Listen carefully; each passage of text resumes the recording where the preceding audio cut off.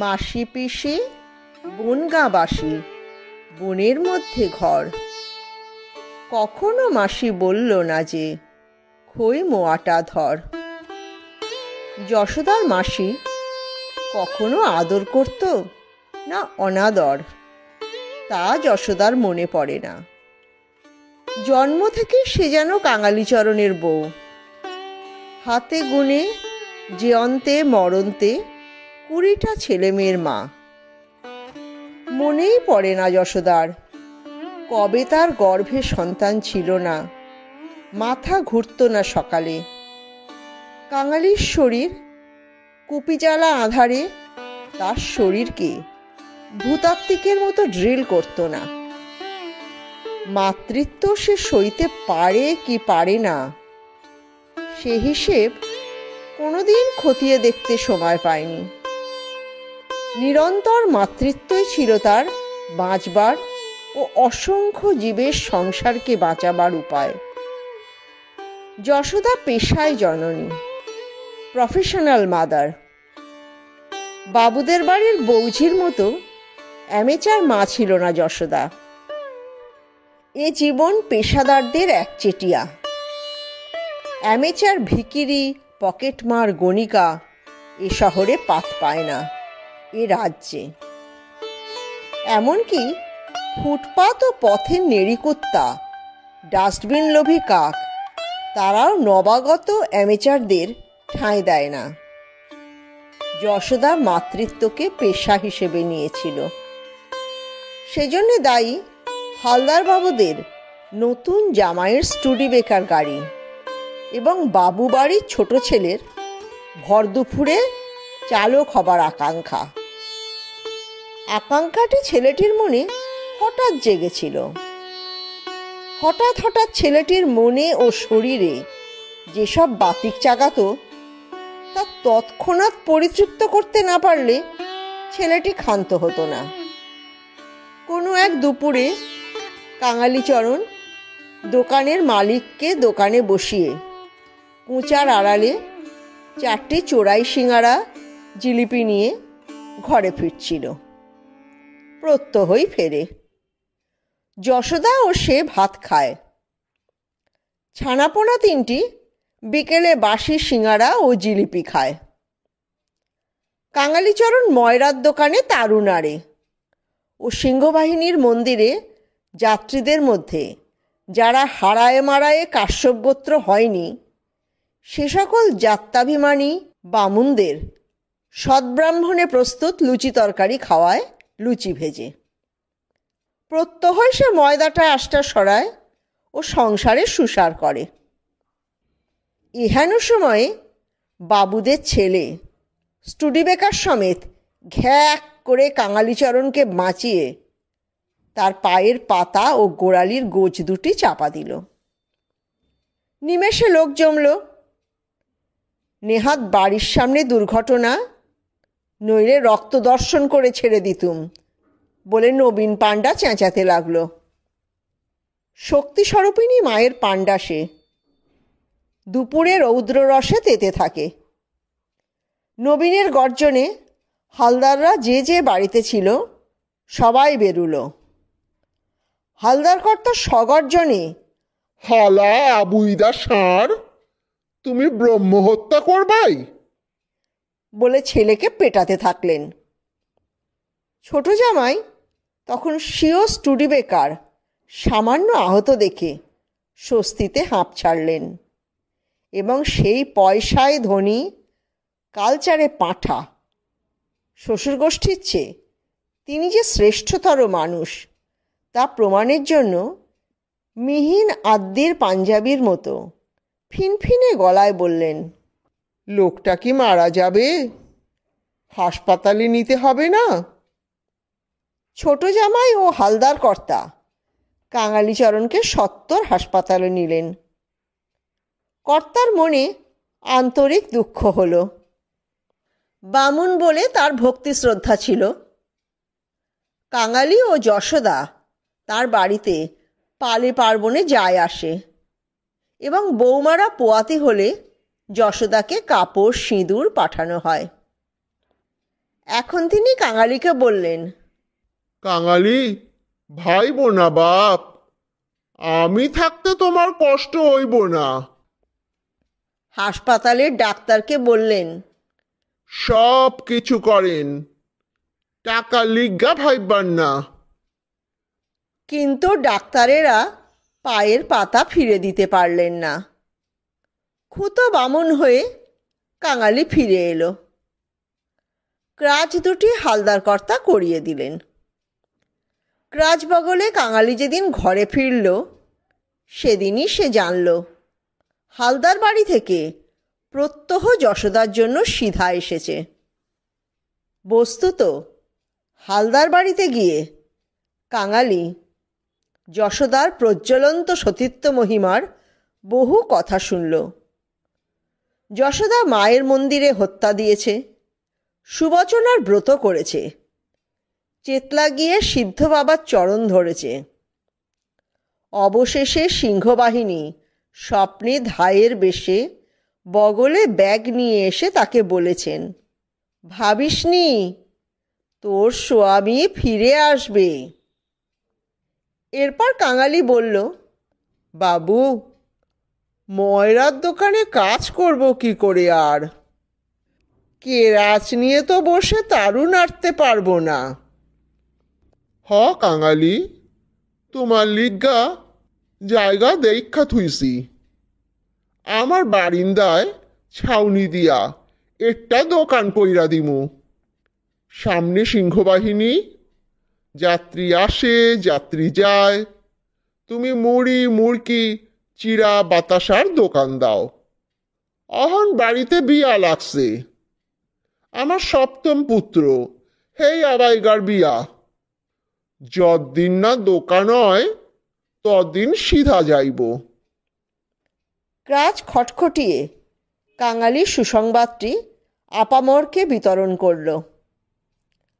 ফলে তার প্রাক্তন মনিব নবীন পাণ্ডা, ফুল দোকানের কেষ্ট মাহান্তি, মায়ের বাঁধা ঢাকি উল্লাস সকলে বলল, আহা, কলি বললে তো হয় না। মায়ের তল্লাটে পাপের পতন, পুণ্যের জয়, এ হতেই হচ্ছে, সবই মায়ের ইচ্ছে। কাঙালিকে পথে বসিয়ে যান হালদার কর্তা। কর্তা শ্রাদ্ধ চলার কালে তারা লুটে পুটে খেলো বটে, কিন্তু সব চুকে বুকে গেলে যশোদা রাধারানীকে বুকে করে ও বাড়িতে গেল। বাসনা গিন্নিকে বলে কয়ে তার নিরামিষ হেসেলে রান্নার কাজ চেয়ে নেবে। গিন্নির বুকে কর্তার শোক বেজেছিল খুব, কিন্তু উকিলবাবু জানিয়ে গেছেন কর্তা এই বাড়ির মালিকানা, চালের আড়তের সত্ত্ব তাকেই দিয়ে গেছেন। তিনি সেই বলে বুক বেঁধে আবার সংসার সাম্রাজ্যের হাল ধরেছেন। গিন্নি জলচৌকি আলো করে বসে আছেন। কোলে এক ছমেশে ছেলে, গিন্নির নাতি। এ পর্যন্ত 6 ছেলের বিয়ে হয়েছে ও পঞ্জিকায় যেহেতু প্রায় মাসেই স্ত্রী গ্রহণ অনুমোদিত, সেহেতু গিন্নির বাড়িতে একতলায় সার আতুর ঘর প্রায়শই ফাঁক যায় না।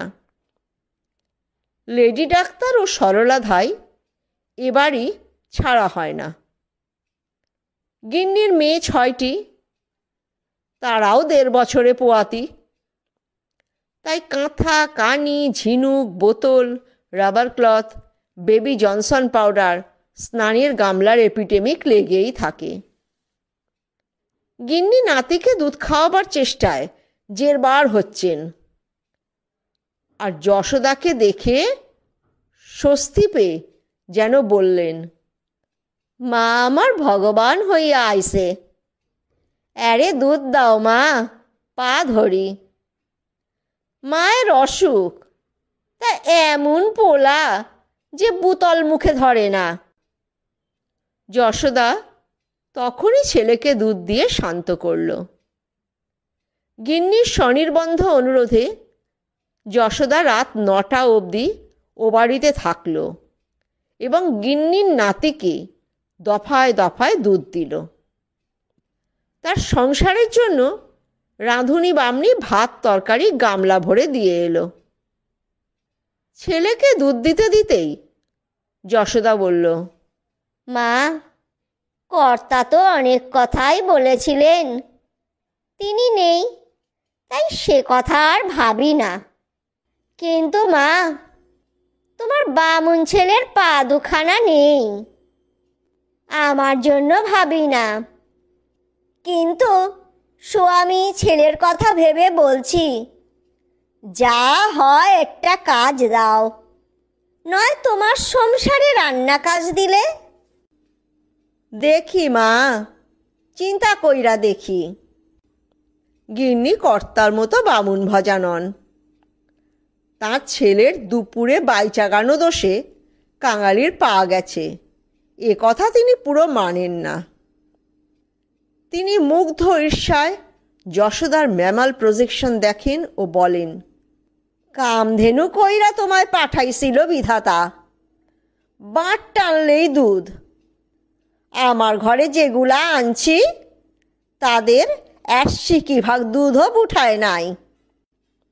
যশোদা বলে, সে আর বলতে মা, গোপাল ছেড়ে দিলে বয়স হলো 3 বছর, এটা তখনও পেটে আসেনি, তাতেও দুধ যেন বান ডাকত। কোত্থেকে আসে মা? খাওয়া নেই, মাখা নেই। এ কথা নিয়ে রাতে মেয়ে মহলে প্রচুর কথা হয় এবং রাতে বেটা ছেলেরাও এ কথা শোনেন। মেজ ছেলে, যার স্ত্রী অসুস্থ এবং যার ছেলে যশোদার দুধ খেল, তিনি সবিশেষ স্ত্রৈণ। অন্য ভাইদের সঙ্গে তার তফাৎ হলো। ভাইরা পাঁজি দেখে সুদিন পেলেই সপ্রেম বা অপ্রেমে বা বিরক্ত মনে বা কারবারে গুণচটের কথা ভাবতে ভাবতে সন্তান সৃজন করেন। মেজ ছেলে একই ফ্রিকোয়েন্সিতে স্ত্রীকে গর্ভবতী করেন, কিন্তু তার পেছনে থাকে সুগভীর প্রেম। স্ত্রী বারবার গর্ভবতী হন, সে ভগবানের হাত, কিন্তু সেই সঙ্গে স্ত্রী যাতে সুন্দরী থাকেন সেজন্য মেজ ছেলে আগ্রহী। ক্রমান্বয়ে গর্ভাধান ও সৌন্দর্যের কম্বিনেশন কিভাবে করা যায় এ কথা তিনি অনেক ভেবে থাকেন, কিন্তু কুল পান না। মেজ ছেলে আজ স্ত্রীর মুখে যশোদার সারপ্লাস দুধের কথা শুনতে শুনতে হঠাৎ বলেন, পাইছি পথ। কি এর পথ? এই তোমার কষ্ট বাঁচাইবার পথ। কেমতে? আমার কষ্ট যাইব চিতায় উঠলে, বছর বিয়ানিরা শরীর সারে। সারব সারব, ভগবানের কল হাতে পাইছি। বছর বিয়াইবা, দেহও থাকব। স্বামী স্ত্রী পরামর্শ হলো। স্বামী সকালে গিয়ে মায়ের ঘরে ঢুকলেন ও ঘুচুর ঘুচুর করে কথা কইলেন। গিন্নি প্রথমটা গাঁই করতে লাগলেন, কিন্তু তারপর স্বগত চিন্তা করতে করতে বুঝলেন প্রস্তাবটি লাখ টাকার। বউরা এসেছে, বউরা মা হবে, মা হলে ছেলেকে দুধ খাওয়াবে। যেহেতু যতদিন সম্ভব ততদিনই মা হবে, সেহেতু ক্রমান্বয়ে দুধ খাওয়ালে চেহারা ঝটকাবে। তখন যদি ছেলেরা বারমুখ হয় বা বাড়ির ঝিদের ওপর উৎপাত করে, গিন্নি কিচ্ছু বলতে পারবেন না। ঘরে পাচ্ছে না বলে বাইরে যাচ্ছে, হক কথা। তাই যশোদা যদি কচি কাঁচাদের দুধমা হয়, তাহলে নিত্য সিধা পুজোয় পার্বণে কাপড়, মাসান্তে কিছু টাকা দিলেই কাজ হয়। গিন্নির বাড়িতে আজ চাপড়া ষষ্ঠী, কাল সুবচনী, পরশু মঙ্গলচণ্ডী ব্রত লেগেই থাকে। তাতেও যশোদাকে বামুনেও করা চলবে। তার ছেলের কারণে যশোদার এত খোয়ার বা আপোষ খালন হবে। যশোদা তার প্রস্তাবে হাতে মন্ত্রিত্ব পেল। নিজের স্তন দুটিকে বড় মহার্ঘ মনে হলো তার। রাতে কাঙালিচরণ খুনসুরি করতে এলে সে বলল, দেখো, এখন এর জোরে সংসার টানবো, বুঝে শুনে ব্যবহার করবে। কাঙালি এই শুনে উদ্দীপিত হলো এবং যশোদাকে বুঝিয়ে বলল, পেটে সন্তান থাকলে তবে তোর বুকে দুধ আসবে। এখন সে কথা ভেবেই তোকে কষ্ট করতে হবে। তুই সতী লক্ষ্মী, নিজেও পোয়াতি হবি, পেটে ছেলে ধরবি, বুকে পালন করবি। এ তো জেনেই মা তোকে ধাই বেশে দেখা দিয়েছিল। যশোদা একথা যথার্থ বুঝল ও শাস্ত্র চোখে বলল, তুমি স্বামী, তুমি গুরু, যদি বিস্মরণ হয়ে না করি তুমি সঙ্গড়ে দিও। কষ্ট আর কি বলো? গিন্নিমা কি 13টা বিয়নি? গাছের কি ফল ধরতে কষ্ট হয়? অতএব সেই নিয়মই বহাল রইল। কালীচরণ পেশাদারি পিতা হলো, যশোদা হলো প্রফেশনাল মা। বস্তুত যশোদাকে দেখলে এখন সেই সাধক মার্গের গানটির গভীরতা অবিশ্বাসীরও মনে জাগে।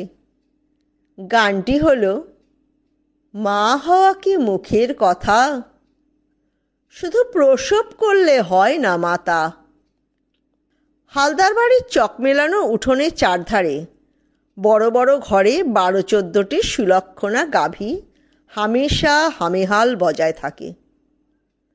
দুজন ভোজপুরি গোমাতা জ্ঞানী তাদের পরিচর্যা করে। যশোদার জায়গায় এ বাড়িতে এখন গোমাতাদের ওপরে। গিন্নির ছেলেরা ব্রহ্মাবতার হয়ে প্রজা সৃষ্টি করে, যশোদা প্রজা প্রপালিকা।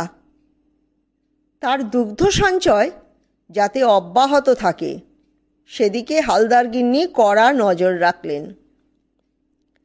কাঙালিচরণকে ডেকে বললেন, হ্যাঁ বাবুন ছেলে, দোকানে তো তারুণ আর্তা, ঘরে পাকশাকের ভাতটা নিয়া অরে আরাম দাও। নিজের 2, এখানে 3টা, 5টা দুধ দিয়া ঘরে গিয়া পাকশাক করতে পারে। যশোদা বিষয়ে সকলের ভক্তিভাব এমন প্রখর হলো যে বিয়ে, সাধ, অন্নপ্রাশন পইতেই সকলেই তাকে ডেকে প্রধানা এওর সম্মান দিতে থাকল। যশোদার ছেলে বলে নেপাল, গোপাল, নেনো, বোঁচা, পটল ইত্যাদিকে সবাই সেই চোখে দেখতে থাকল এবং যে যেমনটি বড় হলো পইতে নিয়ে মন্দিরে যাত্রী ধরে আনতে থাকল। রাধারানী, আলতারানী, পদ্মরানী ইত্যাদি মেয়েদের জন্য কাঙালিকে বর খুঁজতে হলো না। নবীন আশ্চর্য তৎপরতায় মেয়েদের বর জুটিয়ে দিল ও সতী মায়ের সতী কন্যারা যে যার শিবের ঘর করতে গেল। হালদার বাড়িতে যশোদার আদর বেড়ে গেল। স্বামীরা খুশি, কেননা এখন আর তাদের পাঁজি উল্টোতে দেখলে বউদের হাঁটুতে ঠোকাঠুকি লাগে না। তাদের গোপালরা যশোদার জন্যে লালিত হচ্ছে বলে তারা যথেচ্ছ গোপাল হতে পারেন বিছানায়। বউদের না বলবার মুখ রইল না। বউরা খুশি, কেননা দেহের ডোলটি ভালো থাকলো। তারা যথেচ্ছ মেমকাটের জামা ও বডিস পরতে লাগলো।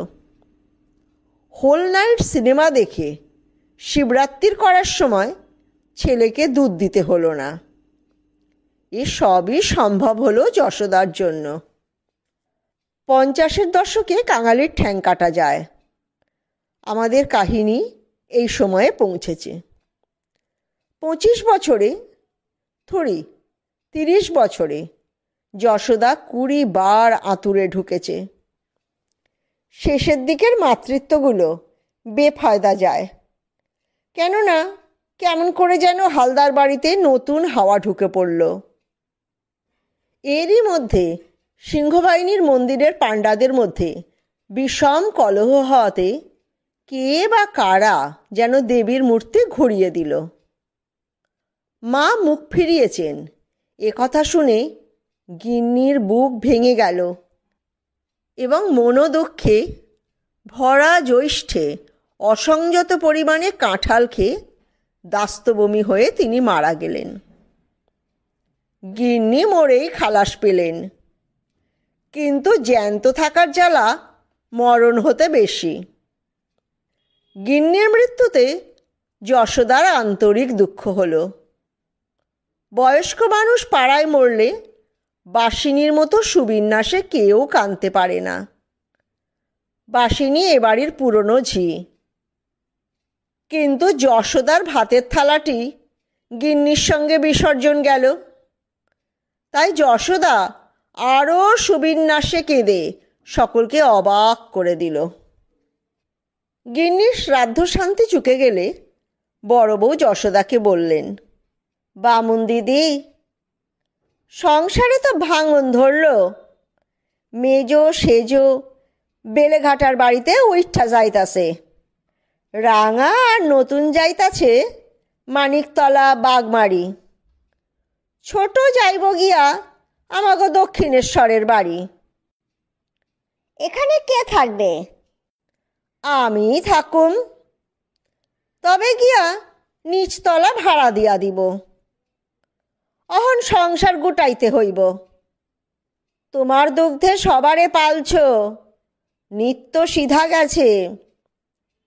হ্যাঁ সন্তান, দুধ ছাড়ছে, তবুও 8 বছর মা সিধা পাঠাইছে।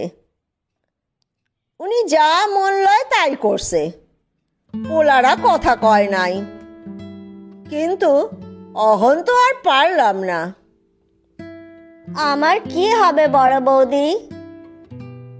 তুমি যদি আমার সংসারে পাকশাক করো, তোমার পেট চলবো, কিন্তু ঘরের হক কলডির কি করবা?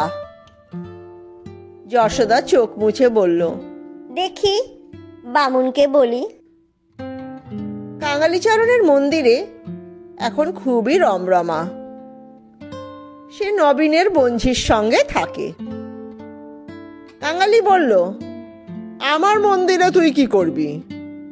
তুই ঘরেই রাঁধিস না কতদিন? মন্দিরের উঠনো কি তুই ঠেলতে পারিস? এ কথা থেকে দুজনের তুমুল কলহ বেঁধে গেল। দুজনে দুজনকে সাপসাপান্ত করল। অবশেষে কাঙালি বলল, তোর মুখ দেখবো না আর, যা। যশোদাও রেগে ঘর ছেড়ে বেরোলো। অগত্যা মান খুইয়ে যশোদা হালদারনির কাছে গেল। বলল, রাঁধবো বাড়বো, মাইনে দেবে দিও, না দেবে না দিও, হেতা থাকতে দিতে হবে। মিনসের নিজের মন্দিরে থাকতেছে, ছেলেগুলো কি বেঈমান মা, সেথা গিয়ে জুটেছে। কার তরে ঘর আটকে রাখবো মা? তা থাকো, তুমি ছেলেদের দুধ দিছ তাই বামুন, তা থাকো। কিন্তু দিদি, থাকতে তোমার কষ্ট হইব। ওই বাসিনীদের লগে এক ঘরে থাকবা, কারো লগে ঝগড়া বিবাদ কইরো না, বাবুর মাথা গরম। তাই সেজপুলা বম্বে গিয়া সেই দেশি মেয়ে বিয়া বসছে, তাই মেজাজ মন্দ, ক্যাচাকিচি হইলে তাই চটব। বাসিনীরা তার পা ধোয়া জল খেত। এখন বাসিনী অক্লেশে বলল, তুমি তোমার বাসন মেজে নেবে। তুমি কি মনিব যে তোমার এঁটো বাসন মাজবো? তুমিও মনিবের চাকর, আমিও। যশোদা বুঝল এখন আর তার টু কথাটিও কেউ শুনবে না। হালদার বাড়ি ভাত রেঁধে আর মায়ের কাছে মনোদুঃখ নিবেদন করে দিন কাটতে পারত, কিন্তু যশোদার কপালে তা সইল না। যশোদার দেহ যেন এলে পড়ল, কোনো কিছুতে ভালো লাগে না। যশোদা বোঝে না, মাথার ভেতর বিভ্রম সব। রাখতে বসলে মনে হয় এ বাড়ির দুধমা। কস্তা পেরে শাড়ি পরে সে সিধে নিয়ে ঘরে যাচ্ছে। স্তন দুটি বড় শূন্য লাগে, যেন বরবাদ। স্তনবৃন্তে শিশুর মুখ নেই, এ তার জীবনে ঘটবে বলে ভাবেনি। শেষে বড় বউয়ের ছেলেরাই বলল, মা, দুধমার শরীর কি অসুস্থ? কেমন যেন হইয়া গেছে। বড় বউ বলল, দেখি। বড়বাবু বলল, দেখো বামুনের মাইয়া, কিছু হইলে আমাগো পাপ হইব। বড় বউ জিজ্ঞেস করতে গেল।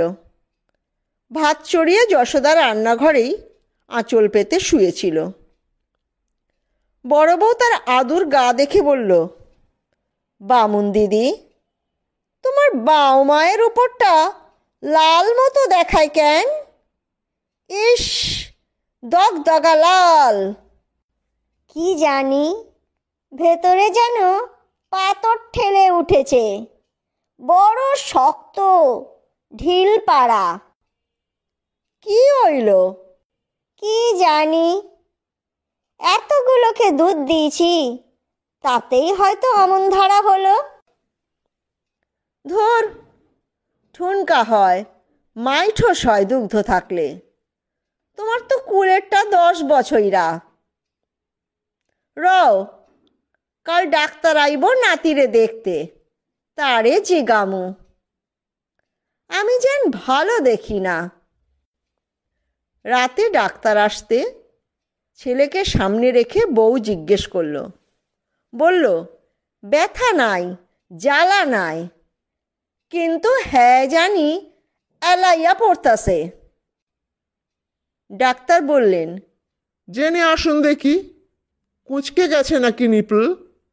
বগলের নিচটা বিচি ফোলা মতো কিনা? গিন্নি সরেজমিনে তদন্ত সেরে এসে বললেন, কয়, অনেক দিন ধইরাই আপনি যা যা বললেন তা হয়েছে। বয়স কত? বড় ছেলের বয়স ধরলে 55 হবে। বেরিয়ে গিয়ে ডাক্তার বড়বাবুকে বললেন, আপনার কুকের ব্রেস্টে কি হয়েছে শুনলাম। আমার মনে হয় ক্যান্সার হাসপাতালে নিয়ে গিয়ে সেখানে দেখানো ভালো। চোখে দেখিনি, তবে যা শুনলাম তাতে ম্যামারি গ্ল্যান্ডে ক্যান্সার হতে পারে। বড়বাবু 16 শতকে সেদিন অবধি ছিলেন, অতি ইদানিং তিনি 20 শতকে এসেছেন। ক্যান্সার শুনে তিনি উড়িয়ে দিলেন, বললেন, হইলেই হইল ক্যান্সার, অতই সোজা। কি শুনতে কি শুনছেন, যান, মলম দিলেই সারব। আপনার কথায় আমি বামুনের মাইয়ারে হাসপাতালে পাঠাইতে পারুম না। বড় বউ বলল, সিদ্ধ মলম আইনা দেই, লাগাও। সিদ্ধ মলমে ঠিক আরাম হইব। গুপ্ত ফোঁড়া মুখ লইয়া ফাটব। সিদ্ধ মলমে কোনোই কাজ হলো না, এবং ক্রমে যশোদা খাওয়া দাওয়া ছেড়ে হীনবল হলো। বাঁ দিকে আঁচল রাখতে পারে না। কখনো মনে হয় জ্বালা, কখনো মনে হয় ব্যথা। অবশেষে চামড়া ফেটে ফেটে ঘা দেখা দিল। যশোদা বিছানা নিল।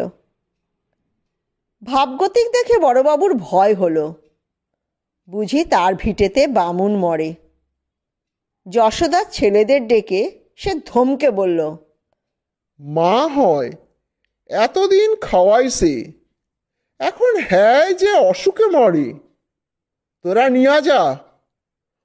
হকগোলটি থাকতে হ্যাঁ কায়েতের ভিটায় মরবো। কাঙালি কথা শুনে বড়ই কাঁদল।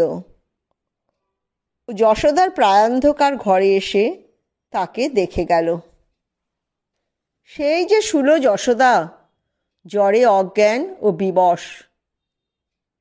কাঙালি ঠিক সময়েই এলো, কিন্তু যশোদাকে দেখে সে বুদ্ধি হারিয়ে ফেলল।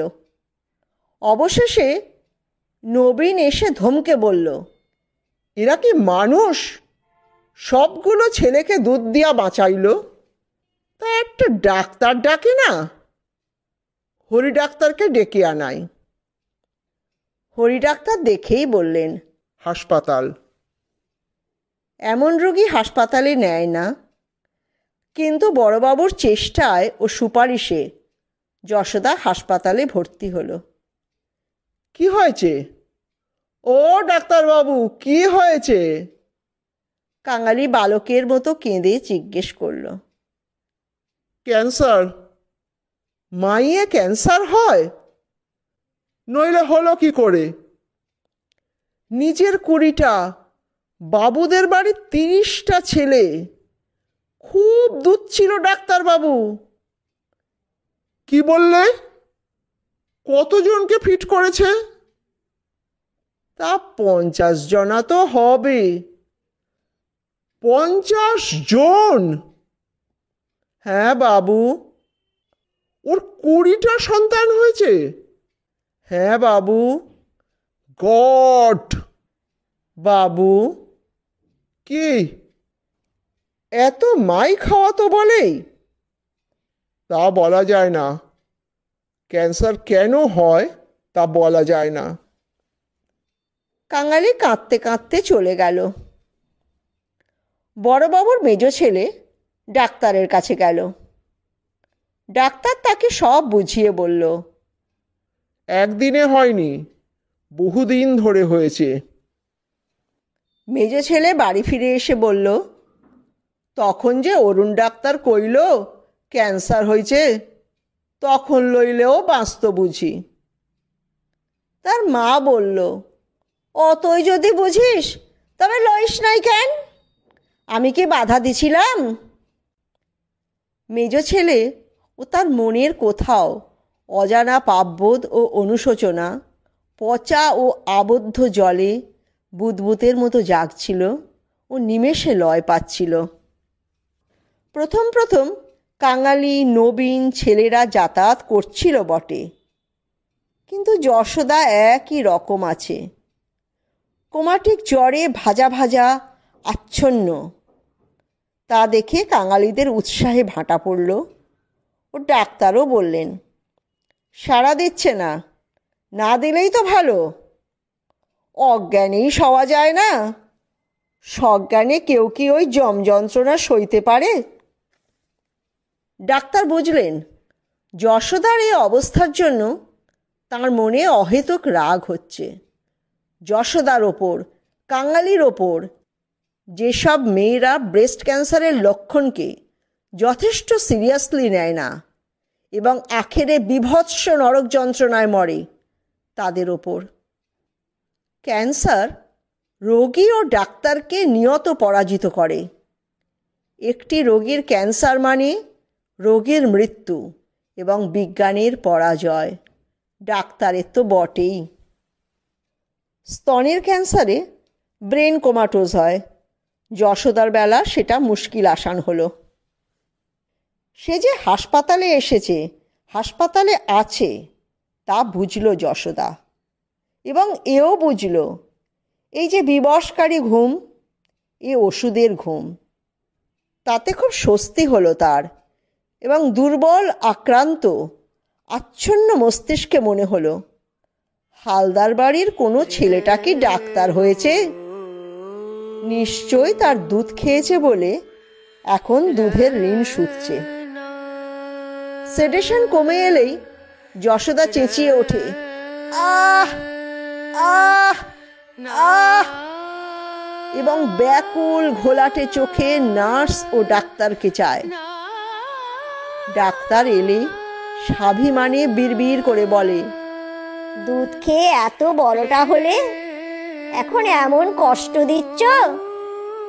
ডাক্তার বলে, বিশ্ব সংসারে দুধ ছেলে দেখছে। আবার ইঞ্জেকশন ও আবার নিদ্রাচ্ছন্ন আড়ষ্টতা, যন্ত্রণা, ভীষণ যন্ত্রণা। At the expense of the human host cancer সংক্রমিত হচ্ছে। ক্রমে যশোদার বাম স্তন ফেটে আগ্নেয়গিরির ক্রেটার সদৃশ হল। পুঁতিগন্ধে কাছে যেতে কষ্ট হয়। শেষে এক রাতে যশোদা বুঝল তার পা হাত ঠান্ডা হয়ে আসছে। চোখ খুলতে পারল না। বুঝল কেউ কেউ তার হাত দেখছে। সূচ বিঁধল বাহুতে। ভেতরে শ্বাসের কষ্ট, হতেই হবে। কারা দেখছে? তারা কি তার আপন কেউ? যশোদা মারা গেল রাত 11টায়। বড়বাবুর বাড়ি ফোন গেল। রাতে ওদের ফোন ডিসকানেক্ট করা থাকে। হাসপাতালের মর্গে যথাবিধি পড়ে থেকে যশোদা দেবী, হিন্দু ফিমেল, যথাসময়ে গাড়িতে শ্মশানে গেল ও দাহ হলো। ডোমই তাকে দাহ করল। যশোদা ঈশ্বর স্বরূপিণী। যশোদার মৃত্যুও ঈশ্বরের মৃত্যু। এ সংসারে মানুষ ঈশ্বর সেজে বসলে তাকে সকলে ত্যাগ করে এবং তাকে সতত একলা মরতে হয়।